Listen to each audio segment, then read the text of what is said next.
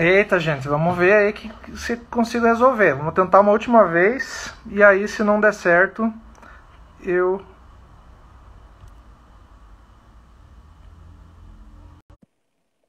Estou aceitando aqui a solicitação do Ademir. Vamos tentar por essa última vez, senão a gente vai passar a bola pro Felipe. Ver se dá certo. Opa! Eu já estava achando que não ia ter como.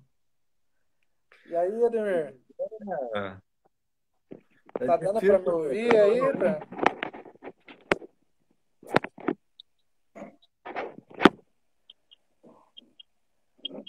Um brinde é isso, então, finalmente Tá me ouvindo conseguimos aí? botar no ar.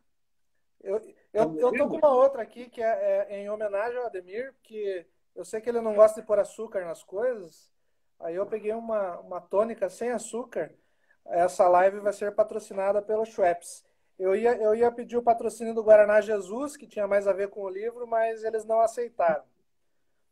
É, a Coca-Cola comprou, não gosta muito. Ah, então tá explicado. É isso.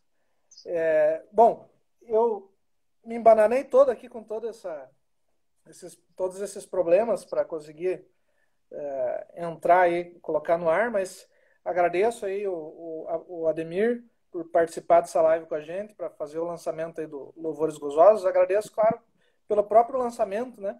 Foi um prazer fazer o livro dele aqui, o Louvores Gozosos, com a Olaria Cartoneira. O Ademir, como eu disse, foi uma das inspirações aí para a gente começar esse selo cartoneiro. Ele tem uma história também com as edições cartoneiras, a gente já vai falar um pouco mais sobre isso.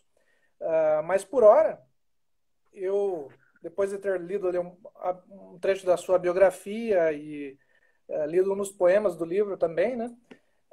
Eu vou pedir para que o Ademir se apresente, para eventualmente aqueles que ainda não o conhecem muito bem, que se apresente um pouco e fale um pouco. Eu sei que ele detesta essa palavra e é justamente por isso que eu vou usá-la aqui, né?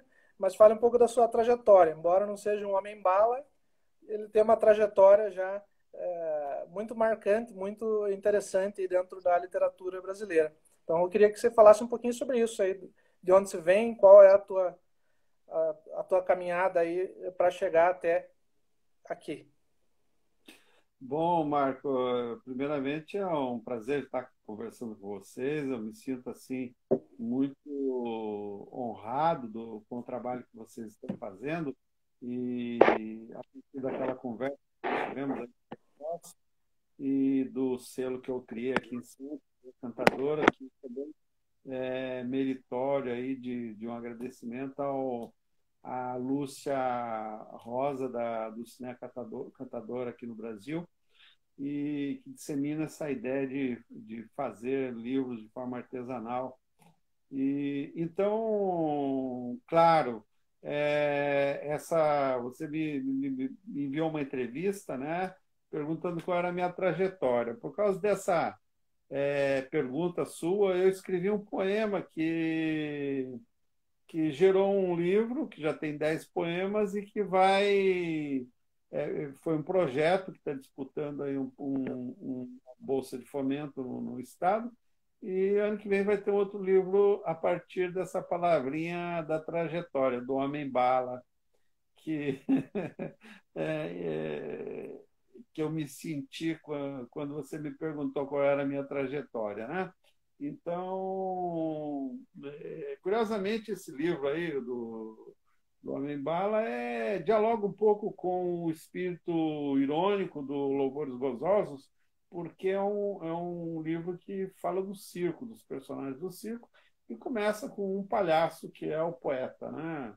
E o livro se chama Circo Sem Lona, porque o Circo Sem Lona é o livro, né? Enfim, mas aí minha trajetória. Eu nasci em Maringá, né? Não tão longe de Ponta Grossa e bem mais distante daqui de Santos, onde eu moro há 30 anos. E passei muito nessa PR-277 aí, de Maringá para Curitiba, por causa da militância política e também porque a capital era o centro inspirador de cultura, de sebos, de livrarias e acontecimentos, né, que sempre me interessaram. Tanto que depois eu saí de Maringá, quando eu terminei o curso de letras em Maringá, eu fui morar em Curitiba. Fiquei um ano só assistindo filmes, andando por livrarias, vendo óperas no Guairão, e só depois de um ano, queimando a poupança de anos trabalhados em Maringá, aí depois eu fui para Florianópolis, onde eu fiz mestrado em literatura e depois vim trabalhar em Santos e fiz doutorado na USP.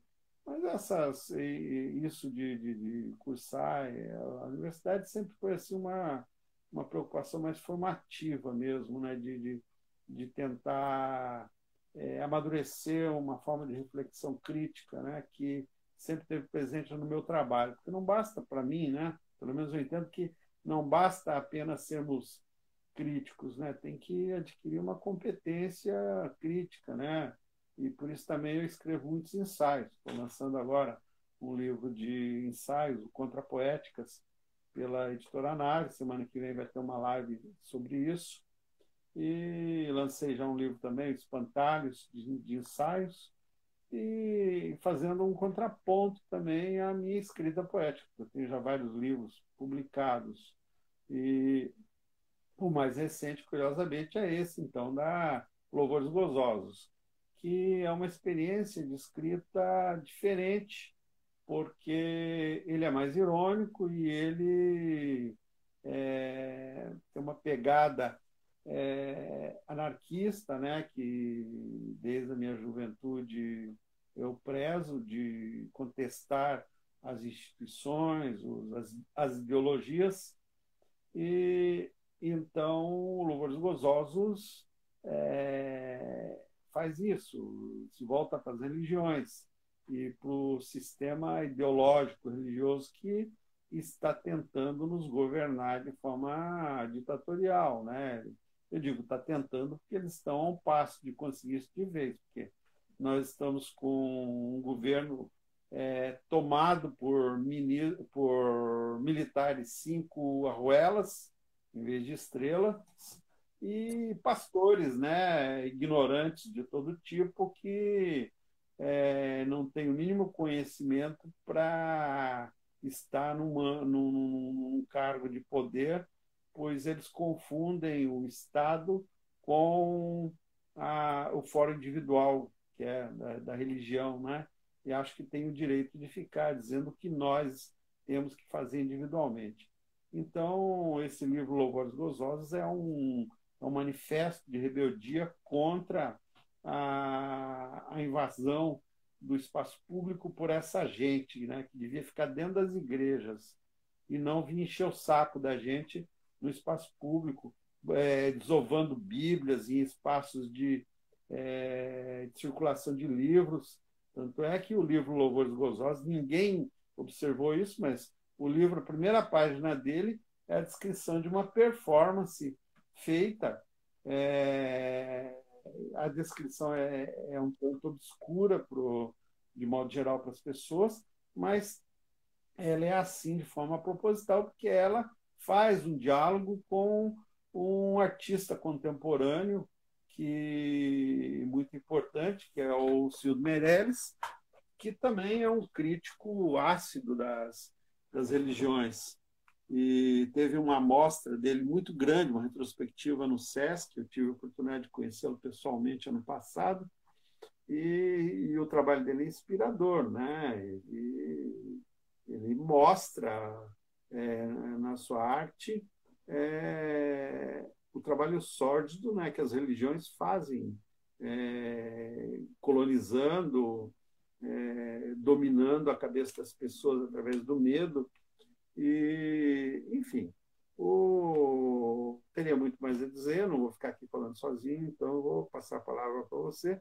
A gente pode continuar falando, tenho muito a dizer sobre o arcabouço teórico, né, que está por trás desses poemas que são irônicos, né, que eu tento fazer leves. Nenhum desses poemas esses poemas não são assim, brincadeiras. Todos têm diálogo com filósofos, com santos, com a história mesmo, porque coisas que existiram. Se você for pesquisar ali a história de cada santo que eu menciono, ela é verdadeira. Então, isso é uma coisa muito interessante. É legal que você já tenha mencionado isso, porque vai ao encontro aí de uma das perguntas, inclusive, que eu queria fazer sobre o livro.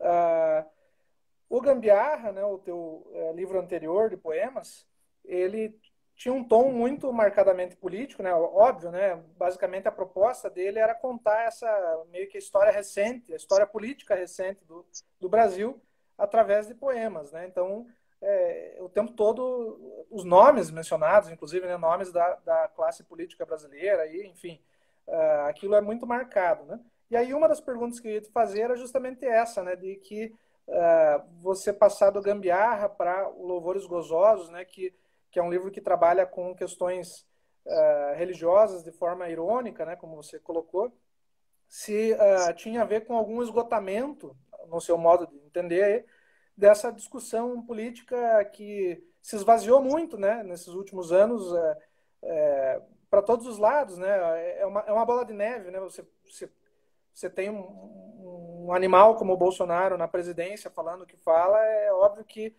aquilo acaba se infiltrando em todos os níveis do debate político e tudo parece muito defender o óbvio, falar, enfim, ficar repisando coisas que a gente nem deveria estar discutindo, né? E aí isso desgasta um pouco a discussão política, né? Eu ia te perguntar isso, né? Então, se o Louvores Gozosos tinha a ver com isso também, mas aí você já acabou até trazendo aí para a discussão, né, digamos que o ponto de contato principal entre as duas obras, né, porque esse ambiente político tomado também por religiosos leva a gente também a pensar um pouco mais sobre a questão religiosa de um modo que acontece, né? E aí é bacana que você tenha mencionado que o livro tem tantos diálogos com a filosofia, enfim, com questões teológicas sérias ou com a biografia dos santos, né? Porque isso é algo que fica muito evidente que, embora os poemas sejam irônicos, eles não são do tipo assim chutar santa, né? Aquela coisa de evangélico translocado, né? Sair chutando santo por aí, né? Na verdade, tem muitos poemas ali, inclusive, que eu acho lindíssimos, né? Que abordam figuras religiosas, figuras de santos, né? Do ponto de vista da sexualidade, mas que não fazem isso, pelo menos de um ponto de vista mais distanciado do fervor religioso, não fazem isso de uma forma, digamos que como um ataque, né? Mas sim colocando, né, enfim, pontos de vistas diferentes, né, para uma questão que tá posta para todos, infelizmente, por conta dessa invasão religiosa dentro do ambiente político brasileiro, né? Então, isso é algo que me agradou muito, sim, que eu achei muito interessante e que, inclusive, eu te perguntei numa outra ocasião, né? Porque você brincou numa entrevista recente aí sobre o In Fuck We Trust, né? Que é outro livro seu que está aí no prelo, né? E que continua o Gambiarra, que tem essa pegada política muito forte, né? Mencionou que o lirismo está temporariamente abolido, né? Então, os poemas desse livro não são líricos, né?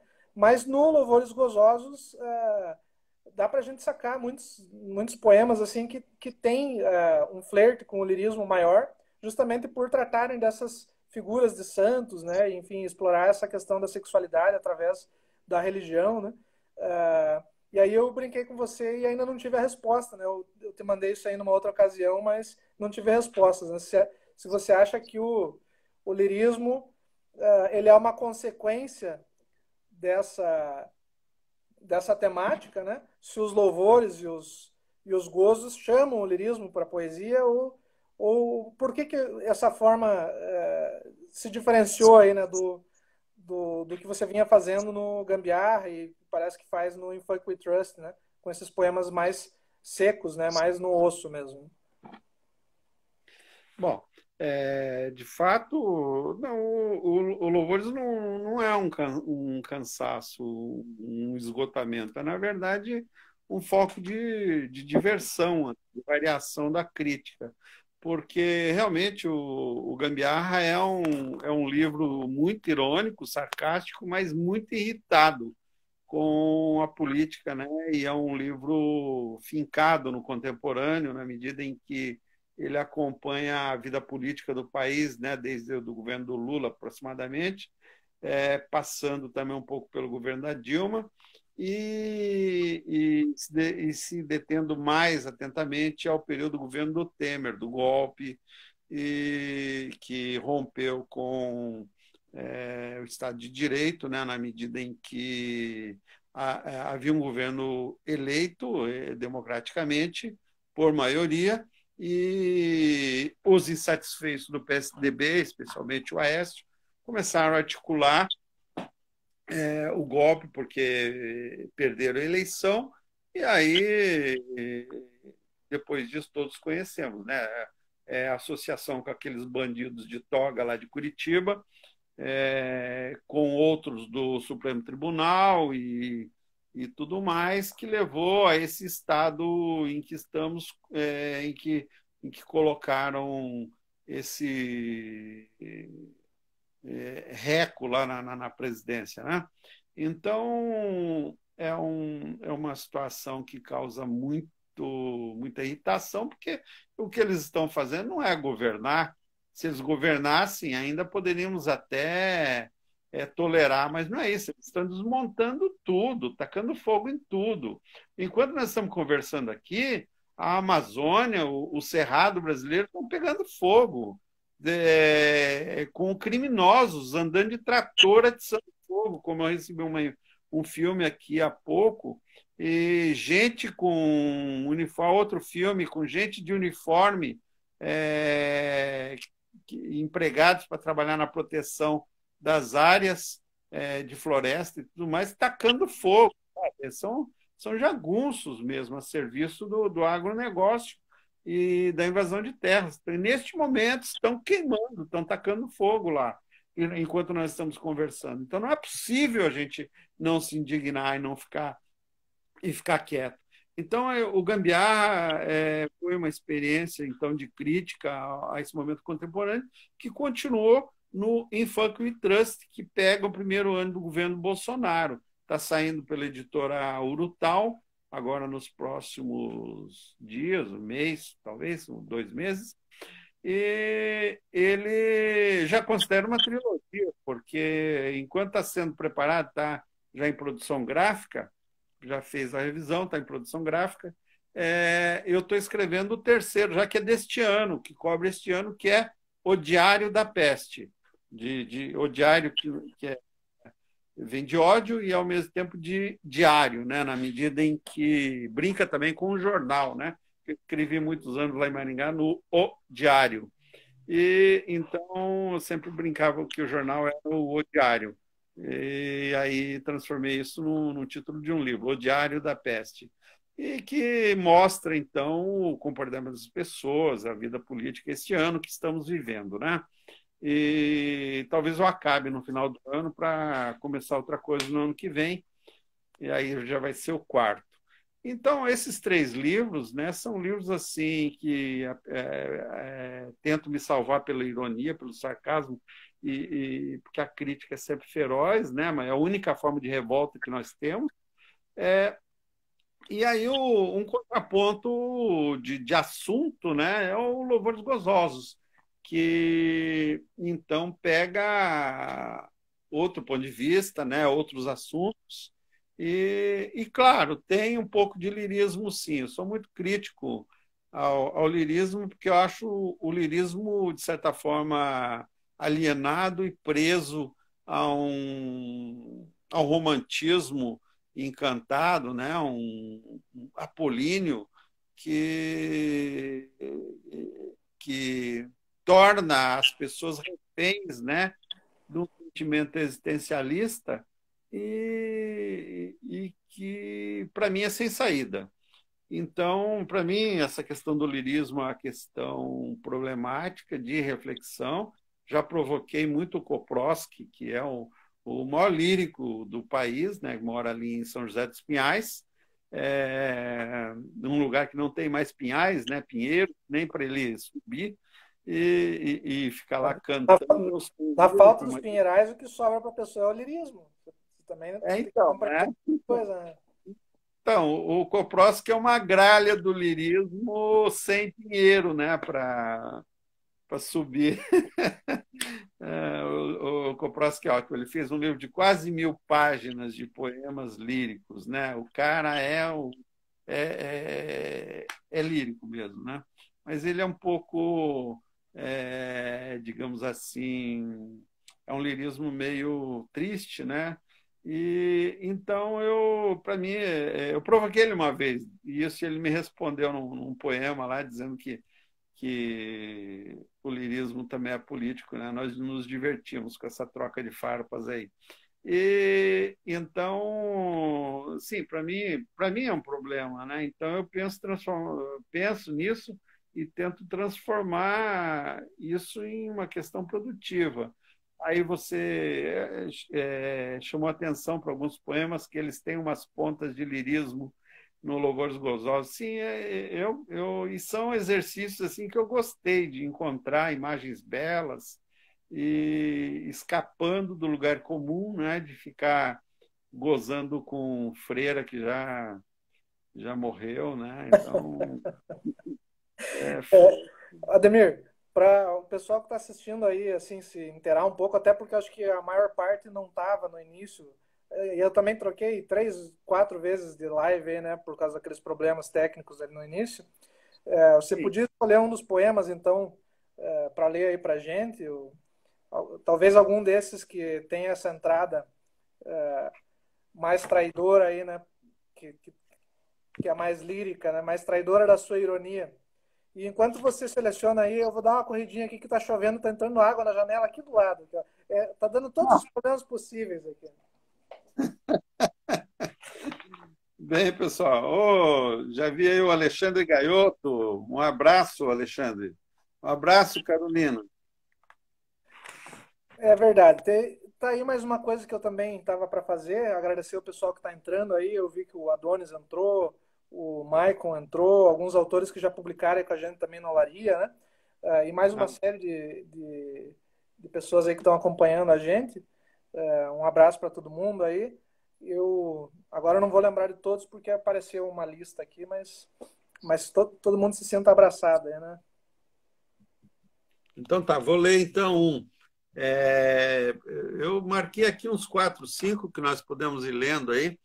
É um livro pequeno ainda, mas foi muito importante publicar pela Olaria, porque a publicação me faz pensar e eu já estou escrevendo outros poemas, né? Vai virar um livro de um porte maior, claro. Já tenho amigos que já me sacanearam aí apontando vários buracos. Por que eu não falei do Papa, né? O Flauzino, que acho que está aí. Ah lá, ele mandou a mensagem que está me gozando lá. Já me mandou uma tirada aí, diz que eu não falo do Papa argentino, né? Eu ainda não achei o que falar dele, mas eu vou encontrar. Mas E Ademir, o negócio de apontar buracos no teu livro tá muito fácil, né?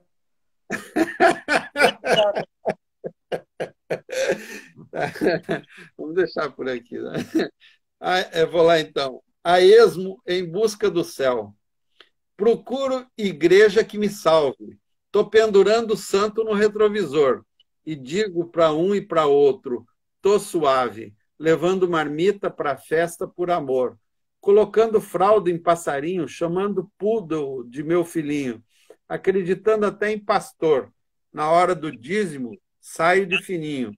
O bisca safado pisca a irmã, que segura o fervor na Bíblia. Ambos já gozando a renda malsã. Vou para mais uma chamada, vinha verdadeira, só que não com aquele cacho de uvas de puteira. Lá tentará me salvar outra irmã, querendo me fazer crer em vida sã. Vou a esmo em busca do céu, enquanto tiver vida debaixo deste chapéu. A Vinha Verdadeira é uma igreja aqui em Santos, que está bem na ciclovia. Sou obrigado a passar na frente desse antro toda vez que eu saio para andar de bicicleta. E aqui perto de casa tem a Igreja Universal, daquele neocircuncidado lá de São Paulo. Outra igreja que aparece muito nos seus escritos, não só na poesia, né, mas nas crônicas, eu já li muito a respeito disso, é o Sputnik lá de Maringá, né? Essa é uma igreja também que é icônica aí no seu imaginário, né? Você vê, né? Eu acho que eu escrevo esse Louvores Gozosos porque quem nasce em Maringá não fica impune, né? Tendo como sombra uma igreja de 110 metros de altura. É... E engraçado que não é uma sombra como uma sombra de árvore, porque como ela é um cone com uma ponta, a sombra dela, que baixa sobre a cabeça da gente quando a gente está contra o sol, é de uma espada, né? Na forma de cruz. Então, eu já escrevi até uns ensaios brincando que de avião aquela igreja parece o clitóris da mata lá de Maringá, né? Feita pelos desbravadores que tinham um discurso de invasão da mata lá e ocupação, que viam aquela região do norte do Paraná como uma espécie de fêmea a ser tomada, né? Isso eu vi nos discursos dos colonizadores, dos desbravadores lá. E, curiosamente, em Maringá também tem uma estátua que hoje seria impossível de alguém fazer. É uma homenagem ao desbravador. É um homem nu, de uns 5 metros de altura, de bronze, com os braços esticados para o ar, uma espécie de Adão. E o povo, quanto à sapiência, quando o povo tinha sapiência, né, nesse país, deu o nome dele para ele, mudou o nome da praça para Praça do Peladão. E hoje seria impossível fazer uma praça com um peladão no Brasil, né? E, então, Os tempos já foram melhores, né? Porque até em Curitiba tem uma praça dos Peladão também, né? então não, né? Agora não dá mais. Não dá mais, não dá, né? Daqui a pouco vão pôr roupa em todos esses caras aí. Agora é no máximo assim, se o Oil Man morrer, de repente fazem uma estátua de bronze dele, mas de sunga, né? Daí ainda vai. É. Então, e aí, voltando lá, então, à questão do lirismo, né? É isso, nesse livro aqui já tem umas pegadinhas, então, para tentar me salvar aí do sarcasmo e do mau humor, né? Para que não fique todo mundo irritado, né? Porque Essa distinção que você fez agora é perfeita, que eu não me veio a hora que eu estava tentando fazer essa distinção ali, mas ele não é um livro sarcástico, né? Muito bem colocado, né? Não tem sarcasmo, ele tem ironia, mas não é um livro sarcástico com a religião, né? Isso eu achei bem interessante, assim. Quando você me falou da proposta de que era eu um livro, imaginava, eu né? imaginava que eu fosse ser mais sarcástico, mas eu acho que eu sou muito mais crítico no discurso de análise do que nos poemas, né? Porque como eu tenho assim uma compreensão sociológica e histórica da coisa, então ali eu acabo sendo bem mais ácido, né? E os poemas acabaram saindo mais leves, mais irônicos. Eu acho que também porque, como eu falo de santo, esses santos são pessoas muito simpáticas, são pessoas assim loucas, né? E eu tenho lido muito Foucault ultimamente, e especialmente sobre essa questão da loucura, e a loucura, nos diz ele, né, é algo que não se pode classificar, né, não normatizar. Ela existe, ela faz parte do ser humano. Todos nós somos loucos, né? O Deleuze diz que se não tivermos assim capacidade de conectar, de perceber qual é a singularidade de loucura do outro, de cada pessoa, né, com a qual a gente se relaciona, a gente pode estar perdendo justamente a chave, né, de relação com as pessoas, justamente porque o que torna singular as pessoas é esse grau de loucura nelas. E os santos todos são isso, são pessoas loucas, né, fora da casinha, fora de um enquadramento social e que encontraram um espaço de existência dentro das instituições religiosas, né? Pelo menos esses santos históricos, né? E hoje a igreja tá muito diferente, né? E, e não acredito que existam tantos santos como como antigamente, né? Hoje está mais fácil canonizar santos aí, né? E, enfim, eu gosto muito desses santos antigos, né? A gente vai ler a biografia deles, as histórias. Tem um amigo que é aí do Paraná, inclusive de Maringá, o Rogério de Campos, que é fundador da editora Conrad, e atualmente esqueci o nome da editora agora, mas ele fundou a Conrad, ele publicou um livro, História dos Santos, e ela é de Maringá, né? Você vê que é um problema de quem nasce em Maringá acaba cometendo tentativas de profanação, né? E, o Veneta, a nova editora do Rogério, pela qual ele publicou o História dos Santos, que é um livro muito interessante. O que o Rogério vai fazer? Ele vai e pesquisa os santos mais malucos que existem, que é o que interessa a ele, para biografar. Então, se a gente for estudar isso, né, esse viés religioso aí dos loucos que habitam esse espaço institucional de pretenso credo num Deus, né, numa ideia, porque para mim Deus é uma ideia, não é algo que possa se acreditar que existe, né? Então é muito interessante as descobertas. E o que me interessa então na religião é justamente a loucura, né? Porque religião é coisa de louco. Infelizmente, a loucura que a gente está vendo mais de perto agora não é tão simpática quanto a desses santos aí, né? Que despertaram interesse para fazer poesia, né? Você É vê, loucura do tipo a pastora ali que matou o marido, enfim, né? A gente está vendo umas coisas mais brutais, né? Então, você vê, o único padre hoje lúcido no Brasil é o Júlio Lancelotti, aí do ABC, que está sendo ameaçado de morte.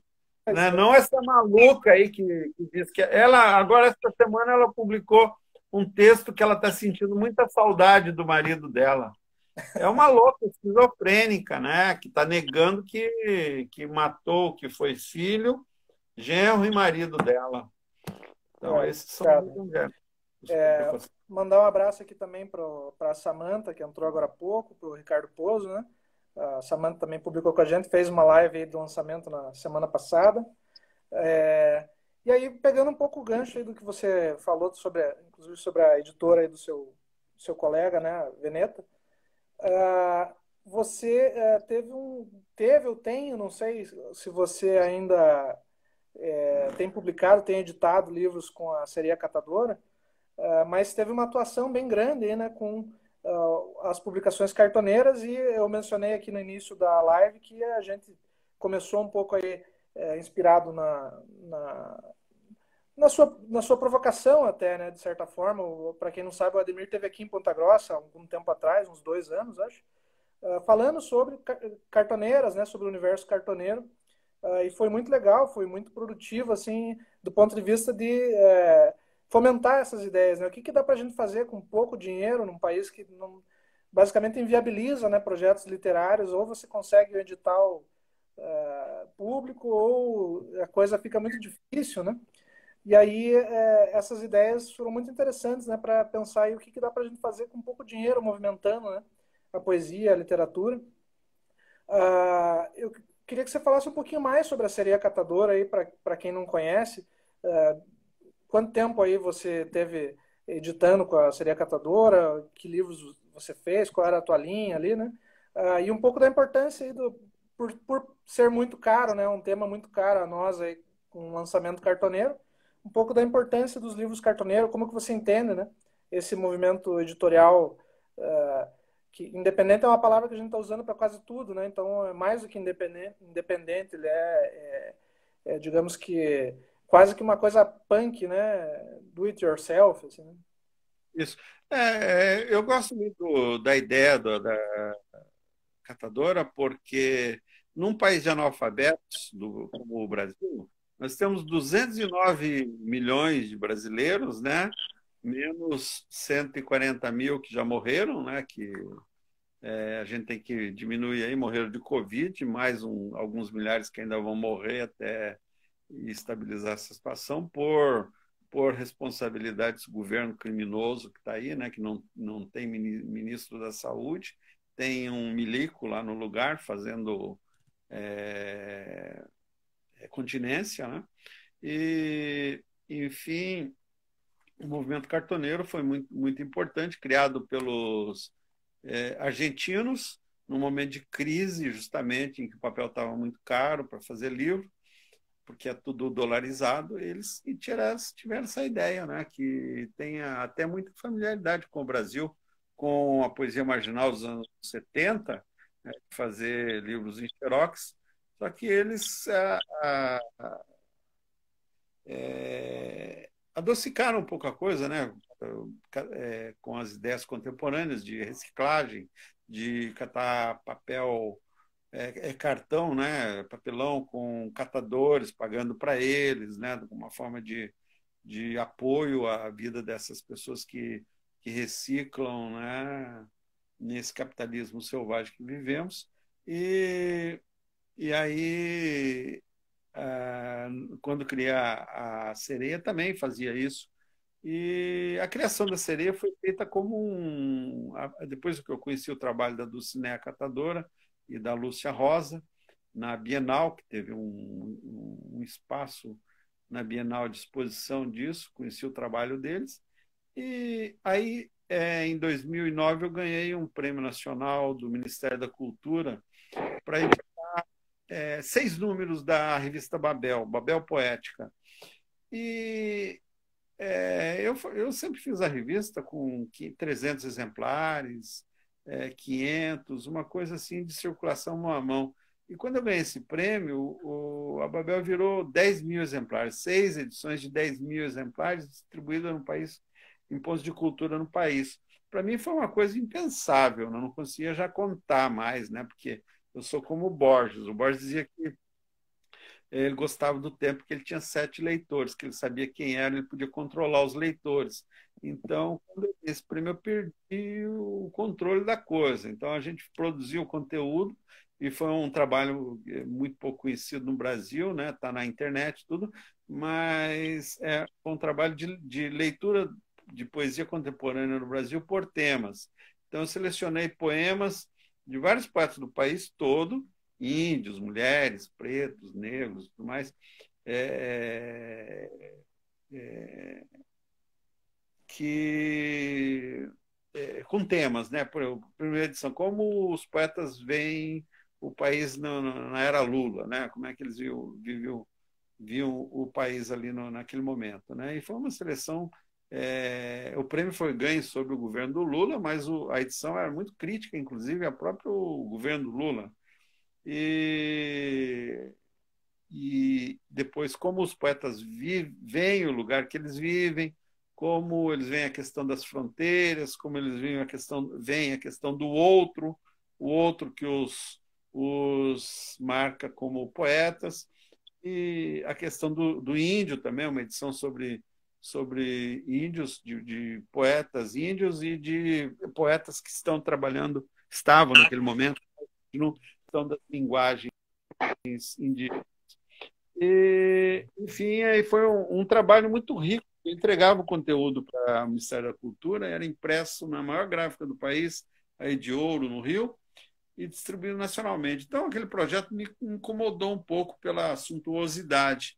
Aí, como crítica a essa suntuosidade, eu criei a Sereia Cantadora, que trabalha no extremo oposto com a precariedade, com o papelão, com a xerox, incorporando o erro como uma qualidade. Então, se a gente está com uma tinta no lugar errado, aquilo ali não é um erro, é uma marca singular daquele exemplar, né? E, enfim, aí fizemos Isso foi em que ano que começou a série? 2009, 2010 a 2012. Ah, tá. Então foi bem próximo a essa primeira leva da Babel. Isso, exatamente. Foi feita junto com a revista. Então, eu lançava a Babel em vários espaços públicos e junto lançava livros da Sereia. para fazer justamente a reflexão crítica, né, de tudo aquilo ali. E aí, depois que se esgotou ali o trabalho de lançamento das 6 edições, eu continuei com a Sereia e cheguei a 30 edições, e muitos saraus feitos no Sesc, na Estação da Cidadania aqui em Santos, vários lugares. E viajei, estive no Peru também. Lá no Peru, depois que eu passei por lá, foram criadas 3 cartoneiras, uma numa universidade, uma numa escola e outra num bairro, que existem até hoje. Então, é um trabalho muito gratificante essa disseminação dessa ideia e que a Olaria também me traz assim muita alegria de estar existindo, né? Que vocês estão vendo como é possível fazer livros, né, sem depender de ninguém e de conviver com isso, né, fazendo saraus, lendo, né, sem pretensão, né, e é no fazer que se ganha o sentido, o significado, né, e o aprendizado que pode ser transformador para chegar num livro de maior fôlego. A Então, Dulcinea, você a lembra de ter... Sereia, depois que esgotou um pouco o projeto, porque eu trabalho também com aquela ideia do Hacking Bay, né, de criar uma zona temporária que tem um foco e que a gente sabe que ele se esgota depois. Logo, ele tem uma potência, uma intensidade que depois de algum tempo se esgota. Então a gente tem que ter essa noção, né, de transformar a coisa. E aí a Sereia, então, eu fiz 30 edições, eu mantenho ela assim na gaveta, eu pretendo voltar, não sei ainda quando, mas sempre que eu quero fazer uma edição rápida, ela é no canal, né, eu faço o livro. E eu tenho alguns livros lá já para fazer, mas é que não surgiu o momento certo ainda.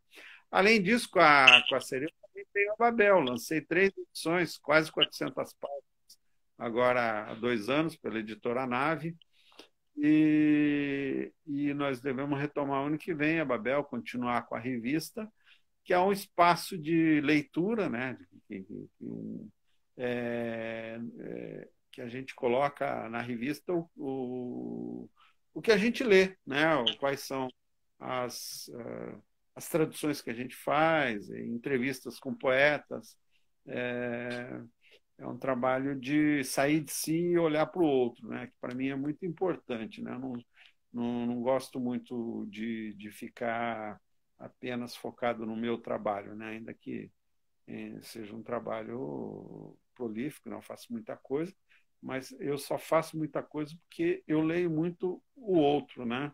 Leio demais, tem uma biblioteca aqui de 10 mil exemplares, que está me criando um problema, porque eu preciso me desfazer de uma parte dela por uma questão de falta de espaço, né?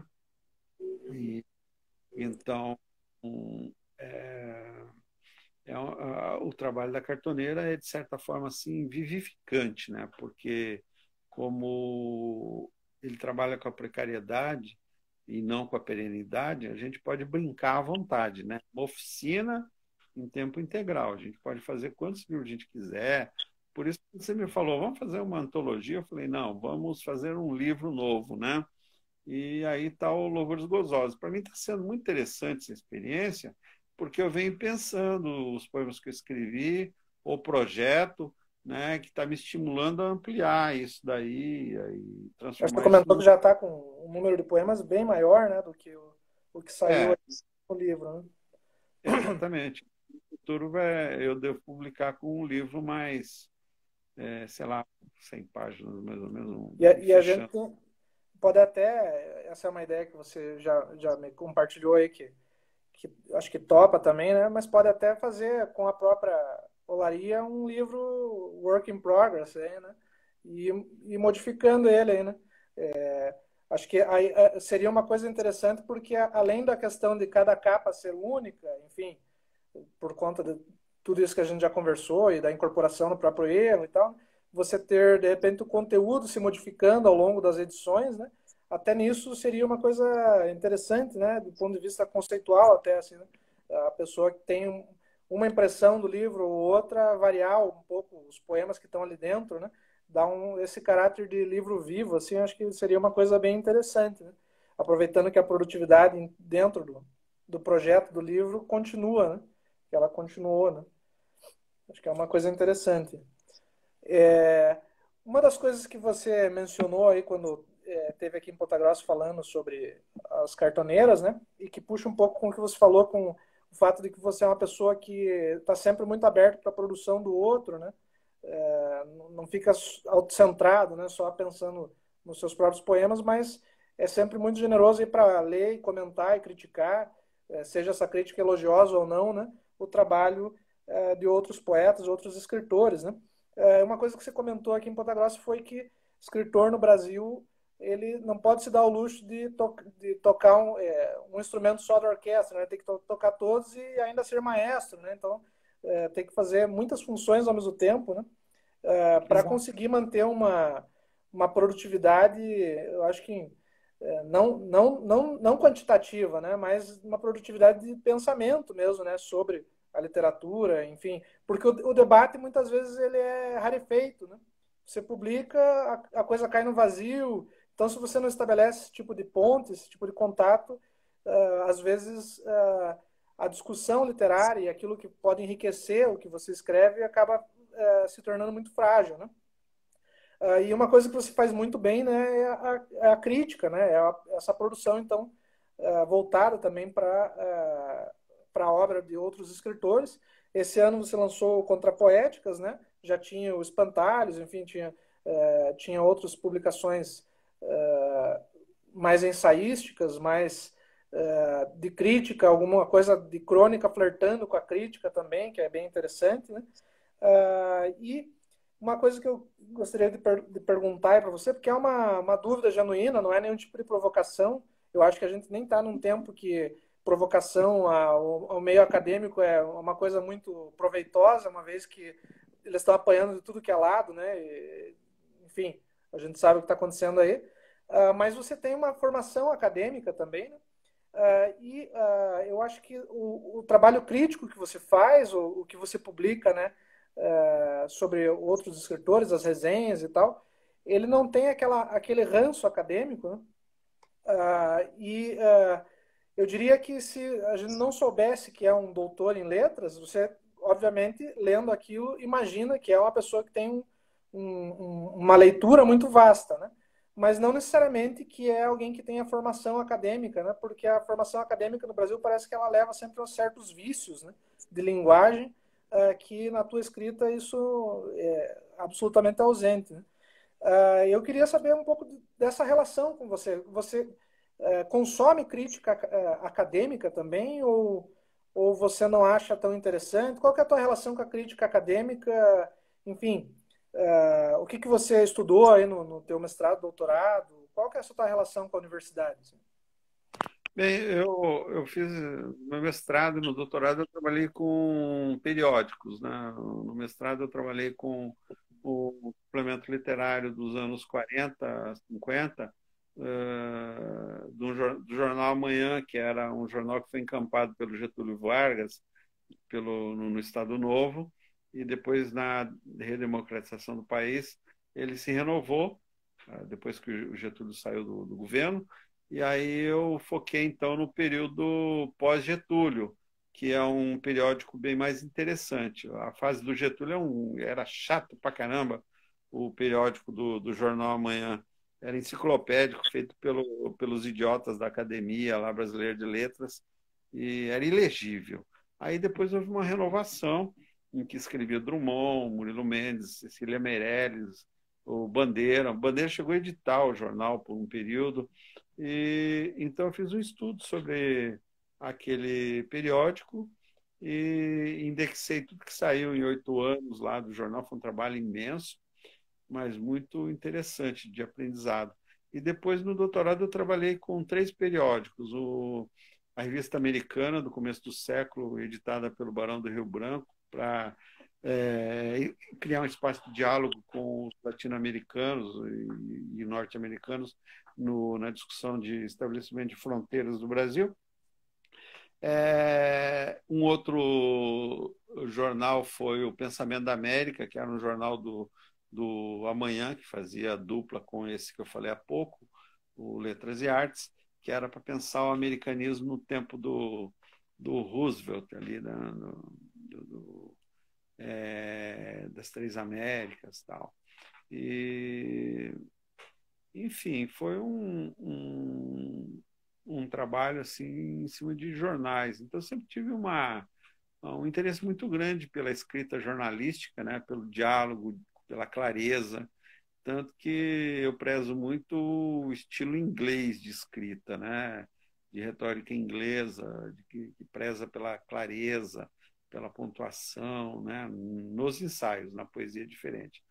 E eu leio de tudo, leio de bula, de remédio, a tese acadêmica. E, claro, eu procuro ter uma escrita clara como o pensamento, né? Objetivada. E tanto que eu tenho dificuldade até, às vezes, de escrever ensaios muito longos, porque as minhas ideias acabam logo, porque procuro ser objetivo, ainda que não sintético demais, né? E se algo me denuncia como vinculado à academia, são as notas de rodapé, porque eu sou muito cioso quanto às fontes, quanto ao pensamento dos outros, né, aos diálogos que a gente estabelece. Então, eu uso muito isso. Claro, meu objetivo justamente é descrever com clareza, com prazer, né? De modo que qualquer pessoa leia aquilo ali sem parar, né? Que pode chegar ao fim e depois ir atrás de coisas que não entendeu, que não sabe e tal, mas meu texto busca ser claro, né? Então é aquilo que o Barthes falava, né? O prazer do texto, né? O prazer da escrita. E na poesia é bem diferente, né? Porque na poesia eu experimento muito, né? É, incorporo muito a antropofagia. Eu gosto muito do Diário Antropofágico, do Oswald de Andrade. Esse diálogo com o Oswald é bem visível na sua poesia, assim, né? O Gambiarra, o Louvores Gozosos, todos eles, assim, você percebe muito essa coisa oswaldiana, assim, né? Tem um diálogo bem forte mesmo. Porque eu acho que isso aí é um traço muito fora da nossa cultura, né? A cultura brasileira, a vocação dela é da antropofagia mesmo, de comer o outro o tempo todo, né? Senão a gente não cria a nossa singularidade. E então a gente está sendo invadido o tempo todo pela miséria, né? Pela exploração, pela cultura estrangeira, e o nosso desafio é sempre de retransformar tudo isso, né? Esse estado de escravitude que nós estamos sendo colocados o tempo todo, né? E transformar isso em gozo, né? Em reescrita, em reelaboração e, e pensar de forma diferente, né? E pensar e não ficar preso a uma metafísica, a um existencialismo que come pelos pés, mas justamente sair pelo viés do gozo, né? Do riso, do sarcasmo. A cultura brasileira tem um quê de tragédia ao mesmo tempo tem muito forte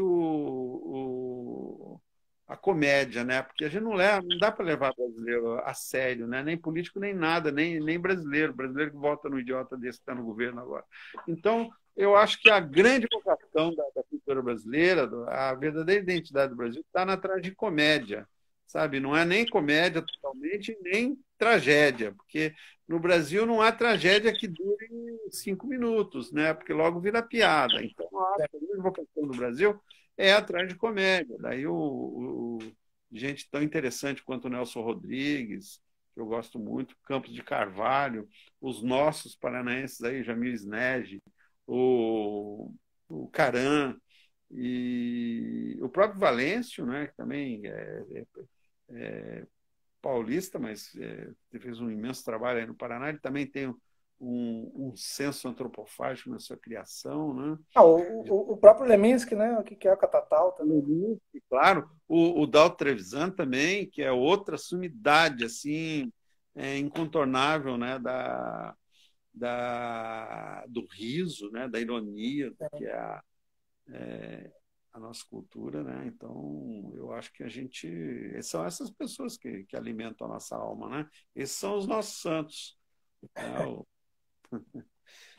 Ademir, eu vou começar a encaminhar aqui um final para nossa live, porque eu me embananei tanto com aquelas idas e vindas ali, que eu não marquei exatamente que horas a gente começou. Então, a qualquer momento pode cair isso aqui e a gente não vai dar nem tchau para as pessoas aqui, né?